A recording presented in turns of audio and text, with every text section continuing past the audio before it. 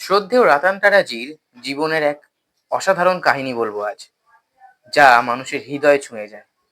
সালটা 1991। এক শীতের রাত, লন্ডনের হোটেলে রতন টাটাজি নিজের রুমের জানলার ধারে বসে বাইরের দিকে দেখছিলেন। হঠাৎই এক দৃশ্য ওনার নজর কাড়ে। রাস্তায় বৃষ্টিতে ভেজা এক কুকুর ঠান্ডায় কাঁপছে এবং তার কোনো আশ্রয় নেই। তার এটা দেখে খুবই কষ্ট হয়। তিনি সঙ্গে সঙ্গে নিচে গিয়ে তাকে নিয়ে আসেন এবং তার নামকরণ করেন শিমুরন। তিনি তাকে নিয়ে ফিরে এলেন মুম্বাইয়ের বাড়িতে। শিমুরন শুধু একটা পোষ্য প্রাণী নয়, হয়ে উঠল ওনার সঙ্গী। সে বেডরুম থেকে শুরু করে বিশ্ব ভ্রমণ সর্বত্রই। এমনকি টাটা গ্রুপের যখন কোনো বড় সিদ্ধান্ত নেওয়ার হতো, সে রতন টাটাজির পাশে বসে নীরবে সব কথা শুনতো। তারপরই ঘটলো এক ঘটনা। শিমুরনের মৃত্যু হলো। টাটা সাহেব চোখের জলে তার বোর্ডের সঙ্গীদের জানালেন, আজ আমার সবচেয়ে বিশ্বস্ত সঙ্গী চলে গেছে।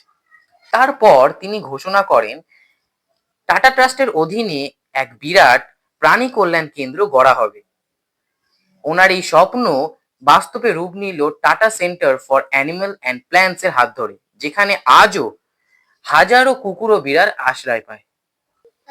একটি কুকুরের জন্য যে ভালোবাসা তার লক্ষ লক্ষ প্রাণীর জীবন বদলে দিল। এই হলেন রতন টাটা।